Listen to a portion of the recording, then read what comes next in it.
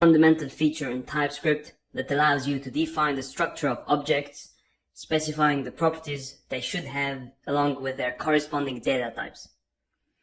Interfaces play a significant role in ensuring that objects adhere to a specific shape, enabling data type checking and facilitating code organization. Here is a comprehensive overview of using interfaces in TypeScript. So, in the previous lecture where we discussed data types, I mentioned that when we use objects, we define properties within them. For instance, I created a constant named A and assigned it an object with properties such as username with the value Elvish, age with the value 25, and email address with the value elvish45@gmail.com. While this is valid JavaScript code, it becomes cumbersome when we want to add annotations to specify data types. For each property, like username, which should be a string, age, which should be a number, and email, which should again be a string, I had to provide explicit annotations. This not only makes the code lengthy, but also impacts the document's structure. To simplify this process and maintain a structured document, we use interfaces. So let's define an interface named detail. We'll transfer all the properties from our object into this interface using the cut and paste method. With this, we've established the format.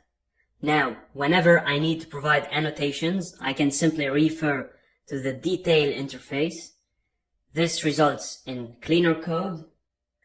After adding annotations, I'll save the file and execute it using the command node index.js. I've included a console to display the output. Upon running the command, we can see all the information. Now let's consider adding a function to our object. So how do we achieve that? To add a function named user ID name, I'll define it like this: user ID name :function brackets.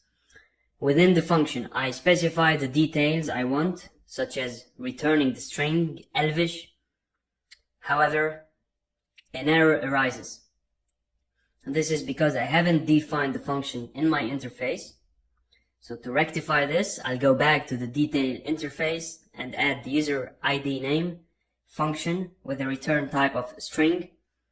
After addressing a minor syntax error, I can proceed by running the code again. This time, the output shows Elvish as intended. Okay, so please note that the output only displays Elvish because I've used a function. If I were to remove the function, the entire data object would be visible again. Alright, so this basically highlights the flexibility that interfaces provide in terms of both structure and type enforcement. Okay, so thank you very much for watching, and see you soon in the next lecture.